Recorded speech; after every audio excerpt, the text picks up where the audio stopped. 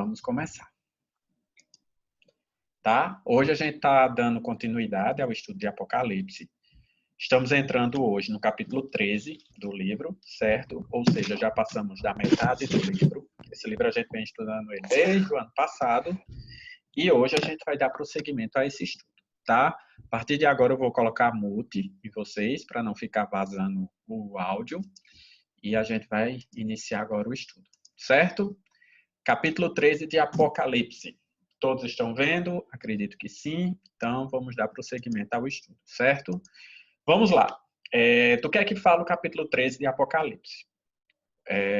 Antes de iniciar, errei, esqueci, vamos orar, gente. Foi mal. Pai Santo e Bendito, nesta noite, Senhor, nós queremos louvar o Teu nome, engrandecer, Senhor, e saber o quanto Tu és santo, digno de toda honra, de toda glória, de todo louvor e de toda majestade, Deus. Te agradecemos, Pai, por mais uma vez estarmos aqui juntos, reunidos, através, Senhor, desse equipamento, disso que o Senhor nos proporcionou para podermos nos encontrar, ainda aqui remotamente, Senhor, mas com o coração unido em Ti, para Te louvar e Te engrandecer. Abre as nossas mentes, abre o nosso entendimento, Deus, para que possamos compreender melhor a Tua palavra e que tudo que venhamos a estudar aqui, Senhor, seja conforme aquilo que o Senhor já revelou para nós através do Teu livro. Muito obrigado por tudo, eu te louvo e te agradeço, em nome de Jesus, amém. Amém, gente? Então, vamos dar início ao estudo do livro. E Apocalipse capítulo 13, certo? A temática do livro é falando sobre as duas bestas e a grande tribulação, certo? A grande tribulação é algo que a gente já vem falando desde as trombetas, ok? Quando a gente falou um pouco das trombetas, o sexto selo também fala a respeito disso. Mas aqui a gente vai ver um pouco mais do desenrolar desse texto através do capítulo 13, certo? E ele, além disso, ele faz um chamado específico para nós, povo de Deus. É um chamado, primeiramente, à vigilância. Eu vou abordar isso um pouquinho mais à frente. A perseverança, continue perseverando na fé, continue crendo no Senhor Jesus. E, por fim, a santidade, certo? Isso é um esboço ou o preâmbulo daquilo que a gente vai falar no livro de Apocalipse. Aqui a gente já sabe, eu não vou falar sobre isso, mas a gente está na quarta sessão. Lembrando que Apocalipse é um livro que a gente lê e ele vai numa revelação progressiva, certo? Ele conta a mesma história por 7 vezes, aí eu coloquei 7 sessões, ok? E à medida que a gente vai lendo, esse desenrolar da história, ela vai progredindo e revelando novas coisas que a gente ainda não tinha visto anteriormente, ok? Então, nesse momento, a gente está na quarta sessão, que fala sobre na quarta sessão, que ainda é a questão do dragão, tá? Mas pegando agora seus dois aliados. Vamos recapitular um pouquinho o que a gente já viu, sem precisar retornar lá para o início do livro. O que é que a gente já viu? A gente já viu que no capítulo 12, a serpente, ela tem 3 derrotas fragorosas ou sofríveis, certo? A primeira derrota da serpente é contra o filho da mulher, quando ele tenta, de todas as formas, impedir que esse filho venha ao mundo, certo? Então, ele persegue a mulher, representada pelo povo de Israel, ok? A segunda derrota é contra Miguel e seus anjos. E, por fim, ele perde para a própria mulher, que é a igreja do Senhor. Na luta contra o filho, ele perde sua autoridade de acusar e de enganar as nações, não podendo mais impedir o avanço do evangelho por meio da igreja. Vendo que ele não pode mais contra quem? Contra a igreja, ele aponta todas as suas armas contra os seus descendentes, ou seja, contra os descendentes da mulher, que somos nós, o corpo de Cristo, certo? Para isso, ele convoca 2 aliados, que são quem? As 2 bestas de Apocalipse, capítulo 13. Então, agora, propriamente, a gente vai entrar no capítulo 13 para entender quem são essas bestas. Como é que o capítulo se divide? O capítulo é dividido por 2 cenas. Aqui tem 3, mas são 2 cenas específicas. A gente poderia subdividir essas cenas, mas para não ficar prolongado, eu coloquei só as 2. O dragão, que dá autoridade à primeira besta, que emerge do mar, vai do verso 1 ao verso 10. E a segunda besta, que emerge da terra, mais a sua marca, que vai do verso 11 ao verso 18, certo? Lembrando que a imagem dessas duas bestas ela é altamente relevante para nós, ok? Por quê? Porque não é à toa que João fala dessa besta por várias vezes durante o capítulo 13, tá? Muitas vezes, de modo infantil, a igreja acaba se preocupando demais com um único aspecto do capítulo 13 de Apocalipse, que é o quê? Que é o 666, o número da besta. A igreja ela acaba se focando muito nisso e esquecendo todo o conteúdo do capítulo 13 de Apocalipse. E aí não fala sobre quem são as bestas, o que é que essas bestas estão fazendo, qual o propósito dela e como é que elas vão surgir. E quem são elas. Então, assim, o 666 a gente vai abordar, mas isso vai ficar só no final, porque ele também só aparece lá no final do capítulo, tá? Quem é o anticristo e como é que esse anticristo vai surgir? Isso é algo muito falado no capítulo 13, certo? Mas para que a gente entenda o surgimento do anticristo, é necessário a gente entender que algumas coisas precisam ainda acontecer para esse anticristo aparecer, ok? Uma delas é que é necessário que venha o tempo da apostasia. Está lá em 2 Tessalonicenses 2:3, eu não vou ler, tá? E vou só marcar aqui, porque eu tinha colocado esse versículo aqui, mas como eu não vou ler, então já vou riscar ele. O segundo é o tempo da grande tribulação, ou seja, essa besta ela vai iniciar o tempo da grande tribulação. Então, antes disso, ela não tem como surgir, ok? Por terceiro, o surgimento dela vai vir num período de grande confusão e perturbação mundial. É por isso que ela vai se levantar como uma grande líder mundial. A gente encontra isso muito em Mateus 24, capítulo 12, que eu também não vou ler. E, por fim, é necessário que haja o tempo do fim da pregação do evangelho.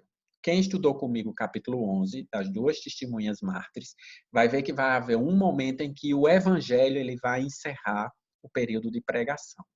É o final da metade da primeira semana de Daniel. Ou seja, são os 3 anos e meio da primeira semana de Daniel. É o encerramento da pregação do evangelho. É quando o último eleito de Deus for alcançado. Quem é esse último eleito? Nem eu, nem você sabemos. O nosso papel é pregar o evangelho, certo? E a pregação do evangelho é quem ainda detém o surgimento do anticristo. Quando isso passar, e aí é revelado o iníquo lá de 2 Tessalonicenses, capítulo 2:7. Ok? Esses são alguns episódios que precisam ocorrer para que o anticristo venha. Agora vamos propriamente para o texto de Apocalipse, capítulo 13, iniciando pelo versículo 1. Vamos à leitura. Quem tiver com sua Bíblia aberta, leia. Quem não quiser, pode acompanhar comigo aqui. Que diz o seguinte: E eu pus-me sobre a areia do mar, e vi subir do mar uma besta que tinha 7 cabeças, 10 chifres, e sobre os seus chifres 10 diademas, e sobre as suas cabeças um nome de blasfêmia. Quando a gente começa o capítulo 3 de Apocalipse, a gente vê João tendo uma visão. E essa visão é justamente ao olhar para o mar, ele ver uma besta surgindo deste mar. E o que significa mar? Se vocês olharem esse livrozinho aqui, eu estou lendo ele justamente porque ele traz algumas coisas que na nossa linha ela não fala. Esse livro aqui, ele faz uma interpretação do livro de Apocalipse, mas num sistema preterista, olhando Apocalipse como fatos que ocorreram apenas na igreja do século I, certo? E aí é bem interessante esse livro porque ele conta algumas coisas que são pertinentes para nós. Por quê, Rafael? Porque, como eu disse, o livro de Apocalipse, diferente do que eles dizem, que ficou somente para o primeiro século, certo? E diferente do que os dispensacionalistas dizem, ou o pessoal pré-histórico, da linha pré-histórica, do pré-milenismo histórico, dizem que Apocalipse é somente para o futuro. Então, o livro de Apocalipse ou fica lá no passado, ou fica só lá no futuro, não tem serventia para nós. Então, diferente dessas duas correntes, nós temos uma corrente em que o livro de Apocalipse perpassa por toda a história da igreja. E o que significa o mar? Quando a gente olha para o mar, na teologia escatológica, que a gente está estudando aqui, É necessário que a gente sempre olhe para essa teologia à luz do Antigo Testamento. Não adianta a gente tentar fazer subjeções ou conjecturas do que significa determinadas coisas, sem que a gente possa entender essas coisas à luz do Antigo Testamento. Não é à toa que João escreveu mar, ou escreveu besta, ou escreveu essas coisas, porque essas coisas saíram da cabeça dele. João, como um judeu de fato, ele tinha o conhecimento do Antigo Testamento como um todo. Então, à luz de João, para escrever Apocalipse, certo? O cerne dele é exatamente o Antigo Testamento. Como a gente viu no capítulo 12, o que é que a gente viu no capítulo 12? João, ele se remete a Daniel, capítulo 7, inteiro. Daniel não, Gênesis, capítulo 3, 15, lembra? Sobre a inimizade da mulher. Já Apocalipse 13, a gente vai olhar muito para Daniel também, certo? É um livro que a gente vai muito remeter em Daniel. E o que significa, então, vir subir do mar? A palavra mar, ela traz uma ideia de mundo incrédulo, de nações imergidas em ideologias anticristãs. Isso você tirou da cabeça? Não. O próprio texto bíblico, ele entende mar como isso. Quando você vai para Isaías, capítulo 17, versos 12 e 13, a gente vê dizendo o seguinte, ó. Cadê? Aqui. Ai do bramido dos grandes povos que bramam como bramam os mares, e do rugido das nações que rugem como rugem as impetuosas águas. Rugirão as nações como rugem as muitas águas. Olha só de onde então João tirou a palavra mar. Ele tirou justamente dessa ideia de que mar representa nações e nações inimigas, nações que vêm como uma onda, como um tsunami, como um maremoto, para atacar aquela outra nação, para atacar aquele povo. Apocalipse 17, 25 também traz essa mesma ideia de mar e de águas como representando uma nação inimiga. Olha só como diz lá em Apocalipse. E disse-me, as águas que vistes, onde se assenta a prostituta, são povos e multidões e nações e línguas.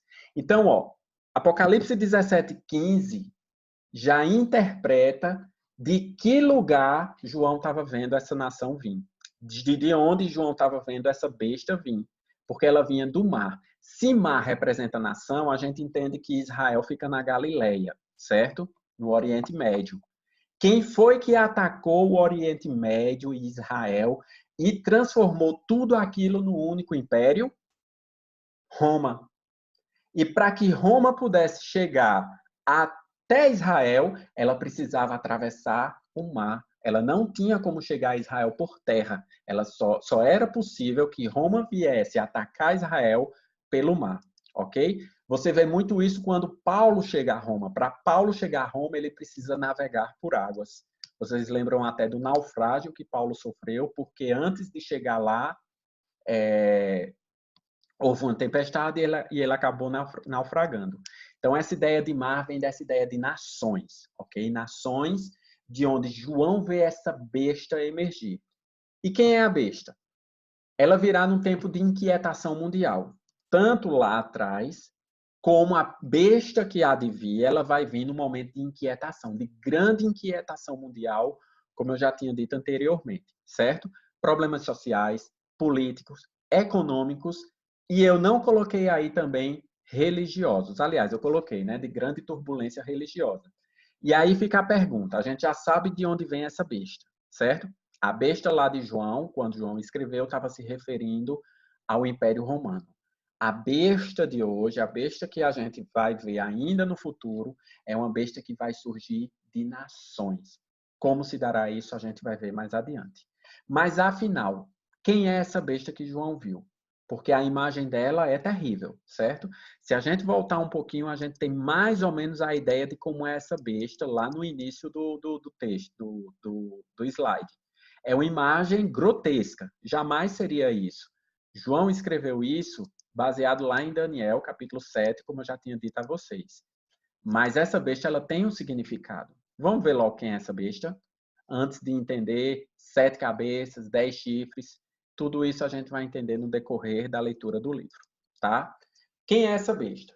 Essa primeira besta que emerge do mar é o próprio anticristo, certo? É aquele que Jesus falou em Mateus 24, em Marcos 13, em Lucas 21, falando sobre o abominável da desolação. Esse é a besta, esse é o anticristo, certo? A gente sabe, como eu disse a você, numa leitura histórica do livro de Apocalipse, a gente sabe que muitos outros anticristos já apareceram na história da humanidade, certo? Não o principal, não o grandão, não o que há de vir, mas muitos outros anticristos já surgiram na história da humanidade. Mas ele não era a incorporação do próprio diabo.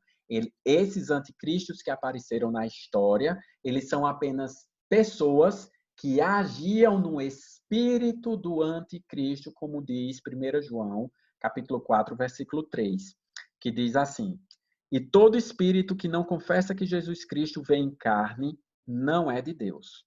Mas este é o espírito de quem? O espírito do anticristo, do qual já ouvimos que há de vir, olha só o que João diz, ó, é um anticristo que há de vir, que é o grandão, que eu disse, que está até aí em letras garrafais, mas, no entanto, o seu espírito já está no mundo e já opera no mundo. É o que diz exatamente o mesmo escritor de Apocalipse. Então, esses outros anticristos que surgiram e que já apareceram na história da humanidade, eles não eram o principal, mas já agiam no poder e no espírito do anticristo. Ok? Então, vocês já sabem quem é a besta e de onde ela surge. Ela surge de nações, tá? No futuro, nações, através de uma confederação, através da ONU, enfim, não adianta a gente fazer conjectura. Mas as nações unidas levantarão um líder mundial para governar toda a Terra, tá? Então, essa besta que vi, verso 2 diz, e a besta que vi era semelhante ao leopardo, os seus pés como os pés de urso, e a sua cabeça como de leão. O dragão deu-lhe o seu poder, todo o poder do dragão foi dado à besta, e o seu trono e grande poderio. Leopardo, urso e leão, a gente já tinha falado no capítulo 12 do livro de Apocalipse, certo? São as mesmas figuras descritas em Daniel 7. Eu não vou voltar para Daniel 7 porque a gente já tinha visto isso, certo? Quando João vê esses 4 animais, ele vê em um único animal. Ou seja, cada animal representa um simbolismo daqueles impérios. E que impérios eram esses? Vamos voltar aqui, ó. As 4 bestas de Daniel são 4 impérios, ok? O leão, com 2 asas, representa o Império Babilônico, certo? Que é exatamente o período em que Daniel foi levado como um dos nobres de Israel para a corte babilônica, certo? Esse é o primeiro império. O segundo animal, que é um urso com 3 costelas na boca, é o Império Medo-Persa, certo? É um império que foi dividido entre os medos e os persas. Ambos governaram nesse período. O terceiro animal é um leopardo com asas e 4 cabeças. Quem é esse leopardo? É o grego macedônico. Apesar daqui não estar a palavra macedônico, mas é o grego macedônico na figura principalmente de Alexandre o Grande. Se você quer entender o período grego-macedônico e como Israel reagiu a esse império, você vai para o livro apócrifo, 1ª e 2ª Macabeus. Ele fala muito sobre esse período em que Alexandre o Grande governou, certo? E de onde Israel tirou muito da sua cultura, que a gente vê expressa no Novo Testamento. Não é à toa que o Novo Testamento foi escrito todo em grego, certo? Foi justamente por influência desse império grego-macedônico. E o último e terrível animal que João não descreve, certo? Ele só diz que é um animal terrível e espantoso, é quem? Roma, certo? Que foi um dos impérios mais temíveis e mais longos da história da humanidade, certo? O período em que Roma governou foi por mais de 1000 anos, um único império, tá? Ele assumiu o poder antes de Jesus, certo? cerca de 162 a.C., e seu império perdurou até 476. Não chegou a 1000 anos, não. Exagerei um pouquinho, mas mais de 500 anos, um único império dominou todo o mundo, certo? Então, voltando lá para o texto, a gente vai entender, então, o que significa leopardo, urso e leão. A gente vai entender esses 4 impérios em que João viu num único animal. E o que significa isso? Significa que essa besta ela vai receber a mesma autoridade desses impérios malignos que passaram no passado, certo? E que poder é esse? Essa besta, primeira besta, ela vai receber poder político-econômico, e quem tem poder político-econômico hoje no mundo detém todo o governo do mundo, certo? É um poder extremamente forte, aquele que detiver em suas mãos um poder político e juntamente com esse poder político, um poder econômico apoiado por grandes empresas, grandes multinacionais, grandes bancos mundiais, ele vai deter o governo do mundo, certo? Além do poder econômico e político, ele também vai ter um poder bélico-militar. Ou seja, se você imagina Estados Unidos com um grande poder bélico, imagina que poder vai ter essa besta, ou seja, vai ter o anticristo quando ele surgir. Porque todo mundo, todo poderio bélico do mundo vai estar sob o seu governo, vai estar sob o seu poder. Por fim, essa besta vai receber um poder intelectual, certo? É o mesmo poder que a Grécia exerceu lá no passado, o poder intelectual, ok? E o poder religioso, mas esse poder religioso não cabe à primeira besta, mas vai haver também um poder religioso. Só que na época dos impérios, lá atrás, havia apenas o espírito do anticristo, como eu já havia dito em João 4:3. 2 Tessalonicenses 2:7 também é interessante a gente ler, porque diz exatamente isso. Ó. Porque já o ministério da injustiça opera, entendeu? Esse ministério do anticristo, esse espírito do anticristo já operava desde esses grandes impérios, opera hoje nas nossas vidas, no nosso mundo, no nosso sistema secular, e ele vai operar até o surgimento do anticristo. Qual vai ser a diferença para o anticristo? É que no momento é só um espírito. O anticristo ele não vai ser somente operado por um espírito, ele vai encarnar o próprio diabo, o próprio Satanás, certo? Então esses impérios ele perseguiam o povo de Deus através dos judeus. Nos últimos dias tudo isso convergirá, antes eram impérios, mas tudo isso vai convergir em um único homem que vai comandar nações e impérios. E esses estarão a serviço dele, do anticristo. Ele será uma espécie de encarnação do próprio diabo, ok? E aí a gente já viu quem são esses impérios para a gente poder entender como era essa besta. Porque João viu essa besta como leopardo, urso e leão, tirando isso lá de Daniel capítulo 7, certo? Que significam esses impérios e todo o poderio que havia por trás deles. Aí a gente segue para o texto que diz: E vi uma de suas cabeças como ferida de morte, e a sua chaga mortal foi curada, e toda a terra se maravilhou após a besta. É interessante uma coisa que a gente observa no texto, é que João viu essa besta com uma ferida de morte. No grego, eu não coloquei aqui para não ficar muito prolongado, mas eu vou dizer a título de informação e de conhecimento de vocês. No grego, ferida de morte é o mesmo texto, ou seja, as mesmas palavras usadas quando foi usada para Jesus, quando Jesus chegou aos céus. Eu não sei se vocês lembram, lá em Apocalipse, capítulo 5, deixa eu voltar aqui porque foi um texto que eu não anotei. No capítulo 5, diz assim, ó.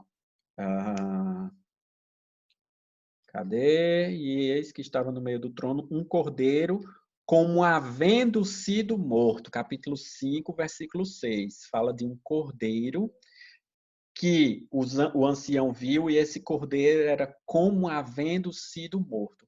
Esse havendo sido morto, no grego, é a mesma terminologia para ferida de morte, certo? O que é que isso quer dizer? Essa ferida de morte ela é central no capítulo, em todo o capítulo 13 de João. Tanto que ele cita isso 3 vezes no mesmo capítulo. Nesse verso 3, no verso 12 e no verso 14. E o que é que isso quer dizer? Isso quer dizer justamente o fato de que essa besta, ela tenta imitar Jesus. Certo? E aí segue. Por algum motivo aqui saiu tudo. Não sei por quê. Acho que eu já sei por quê. Pronto, minimizei. Me perdi. Sim, voltando. E aí João repete essa ferida de morte por 3 vezes, certo? A igreja primitiva olhava para essa besta como sendo o imperador da época, certo? Quando as pessoas receberam o livro, não sei se vocês lembram, quando João escreveu as 7 cartas da Ásia Menor, que elas receberam o livro, elas precisavam entender o livro dentro do seu contexto histórico, certo? E aí, quando eles receberam o livro, que eles olharam essa besta que emergia do mar, eles entendiam que mar significava nações que vieram como uma onda, como uma grande tsunami invadindo a sua terra. Então, eles ligaram logo essa figura da besta a Nero. Então, Nero foi uma das figuras vislumbradas pelos cristãos na igreja primitiva. Por que chaga mortal? Havia uma lenda na igreja primitiva que dizia que Nero iria reviver, certo? Porque quando João escreveu o livro de Apocalipse, o imperador Nero já havia morrido. Ele morreu em mais ou menos em 66 ou foi 68 depois de Cristo.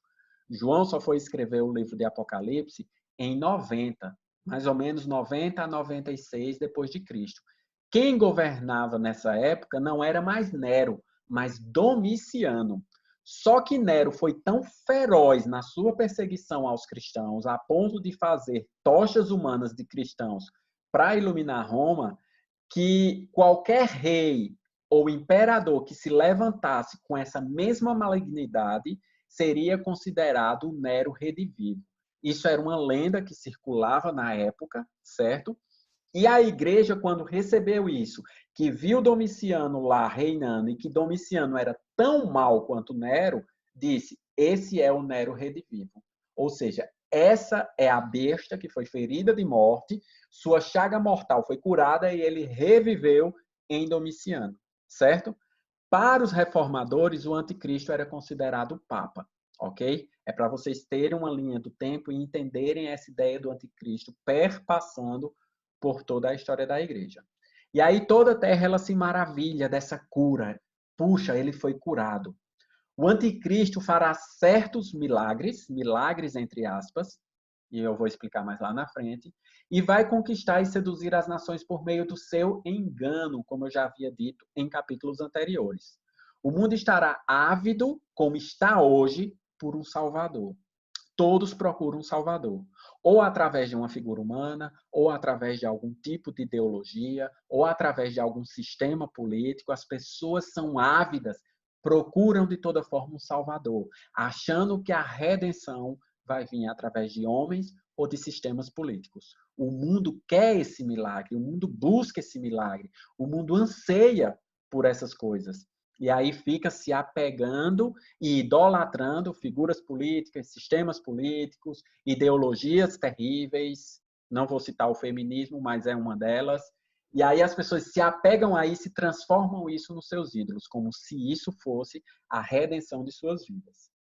E ele vai eletrizar multidões com grandes feitos. E aqui já é especificamente para a besta, para o anticristo que há de surgir, certo?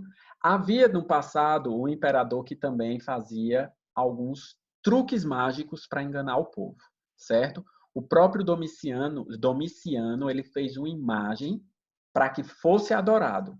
E os cristãos foram os únicos que não se curvaram diante dessa imagem. Isso vai dizer muito lá na frente ainda para nós, tá? E aí, prosseguindo, disse: e essas pessoas que ficaram maravilhadas adoraram o dragão que deu à besta o seu poder. E adoraram a besta, dizendo: quem é semelhante à besta? Quem poderá batalhar contra ela? Lembra de todo o poderio que eu falei que essa besta recebeu? E que essa besta receberá, o anticristo vai receber? E aí o mundo olha para aquilo e diz: todas as nações convergiram seu poder para um único líder. quem poderá destruir esse líder? Quem pode subsisti-lo? Quem pode derrotar essa figura tão poderosa? E aí, a partir disso, eles passam a adorar essa figura que vai surgir. As pessoas foram entregues, essa adoração significa que as pessoas foram entregues ao seu próprio deleite pecaminoso e às suas próprias paixões. Lá em Gênesis capítulo 6, a gente já vê isso muito claramente, quando diz que a maldade do homem se multiplicava sobre a terra. As pessoas buscam isso, as pessoas buscam algo para adorar. E muito disso por quê? Porque elas gostam do deleite pecaminoso. E aí o próprio Deus entrega essas pessoas aos seus deleites, como diz em Romanos capítulo 1, verso 26. E elas se entregarão de bom grado, gente. Não vai ser forçada, não. O ímpio, ele vai se entregar a essa agenda do anticristo por amar o seu próprio pecado e por nutrirem principalmente um terrível ódio contra quem? Contra a igreja. Simplesmente porque a igreja verdadeira, ela não chega para o ímpio, levanta um cartaz e diz Jesus te ama, mas porque a igreja verdadeira olha para a pessoa e diz arrependa-se dos seus pecados. E isso incomoda, isso fere, porque as pessoas amam os seus pecados, as pessoas se deleitam nos seus pecados. Jesus ama você? Ama, mas ele também quer que você se arrependa dos seus pecados. Então, tal profecia nunca esteve tão próxima, gente, de seu cumprimento como é hoje. O mundo hoje corre atrás do satanismo. Veja isso no cinema, veja isso na televisão, veja isso na grande mídia, veja isso nos livros. As pessoas estão ávidas por essa coisa. Você vê no cinema, a maioria dos filmes tem alguma coisa satânica por trás. Para não dizer todos. Mas eu não vou ser generalista porque eu não gosto de generalização, certo? E as pessoas acabam procurando isso, procuram religiões místicas. Hoje você vê as pessoas imergindo em religiões extremamente satânicas, certo?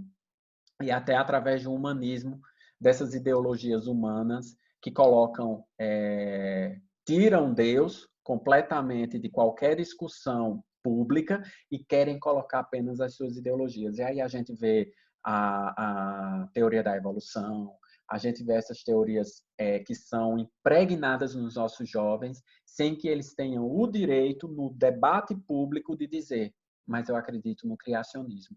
Se você dizer isso hoje, por conta do humanismo, você vai ser considerado como louco ou como fanático religioso, certo? Então o dragão deu à besta o seu poder. Quem vai comandar tudo é a besta. Será o próprio diabo. Esse homem encarnará a figura de Satanás, certo? Ele vai governar na força e no poder do próprio Satanás. Então você tem ideia da malignidade dessa figura, que vai ser o anticristo. E aí foi-lhe dado uma boca para proferir grandes coisas e blasfêmias. E deu-lhes poder para agir por 42 meses. Certo? O que significa foi-lhe dado uma boca? É a mesma visão que João teve lá no capítulo 12, verso 5, que diz, a serpente lançou a sua boca através da mulher. A serpente lançou a sua boca atrás da mulher. Água como um rio. Perceba que é a mesma referência com o mesmo objetivo. Que qual é? Atacar Jesus Cristo por meio da igreja. Eu não posso mais atingir Jesus Cristo. Eu perdi a minha guerra com o Filho. Fui lançado para a terra, porque eu perdi essa batalha. Aí agora eu persigo a mulher. Como eu sei que eu também não posso derrotar a mulher, as portas do inferno não prevalecerão contra a igreja do Senhor, eu persigo os seus descendentes. Eu e você, certo? Somos alvos de Satanás, com o objetivo primário de atingir Jesus Cristo. E agir por 42 meses. É o tempo da pregação do evangelho, certo? Desde a primeira vinda de Jesus até a sua segunda vinda. Ou seja, a primeira metade da 70ª semana de Daniel, que é 3 anos e meio, ou um tempo, 2 tempos e metade de um tempo, ou 1260 dias. Deus dividiu a história no meio, certo? Metade da história é para a pregação do evangelho, certo? Que começou lá na primeira vinda de Jesus. E para a pregação do evangelho e para a operação da besta contra os seus descendentes, ou seja, essa perseguição da besta. A segunda metade da história 3 dias e meio, perceba que não é mais esse período de 3 anos e meio, mas é tratado já como 3 dias e meio, é destinado para a aparição do anticristo. Por que 3 dias e meio? Porque se aqueles dias não fossem abreviados, nem os eleitos seriam